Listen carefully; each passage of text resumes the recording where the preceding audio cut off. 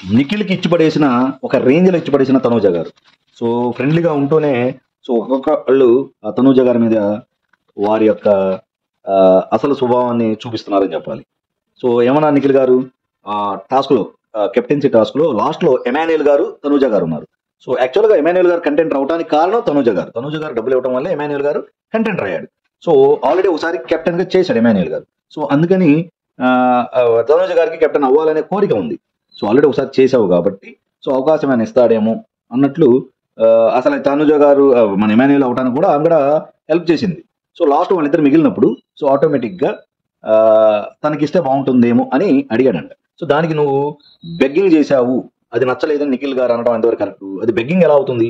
So మీ వాళ్ళిద్దరి మధ్యలో friendship అంటే చిన్న చిన్న మనస్పర్ధలు వస్తున్నాయి, ఆ ఫ్రెండ్షిప్ ఉంది. సో తనుజ గారు అదే అన్నారు. సో నేను అతను కంటెంట్ రావడానికి కారణం నేను. సో ఆల్రెడీ ఒకసారి కెప్టెన్ అయ్యావు, సో అవకాశం ఉంటే చూడు. సో ఆడపిల్ల అని అన్నావు, అమ్మాయిని కాబట్టి ఇవ్వు అని అన్నాడు. సో అవన్నీ సందర్భం. సో ఆమెకు అవ్వాలని ఉంది, అడిగారు. సో వీళ్ళకి మధ్యలో వాళ్ళిద్దరికి లేనిది వీళ్ళకి ఎందుకు నాకు అర్థం కావట్లేదు. నువ్వు ఎందుకు అడిగావు? సో రియల్ గా గెలవాలనుకుంటే ఇలాంటి అడగకూడదు.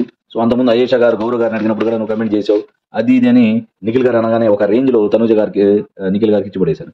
అడగటంలో తప్పు లేదు, బెగ్గింగ్ అనరు. నాకు ఇస్తావా అని చెప్పి ఏడ్ చేసి నాకు ఇచ్చే అని అడిచి రక్కటాలు చేయలేదు. సో నేను కంటెంటర్ చేశాను కాబట్టి అవకాశం ఉంటే ఇవ్వు, లేదు నేను ఆడతాను, నేను ఎక్కువ రోజుల కంటే కెప్టెన్ గా ఉండలేదు అని ఏదో రీజన్ చెప్పేశాడు. వెంటనే నేను అక్కడితో వదిలేశాను. సో దాన్ని బెగ్గింగ్ అన్నారు మిస్టర్ నిఖిల్ అని కరెక్ట్ సమాధానం చెప్పింది నిఖిల్కి.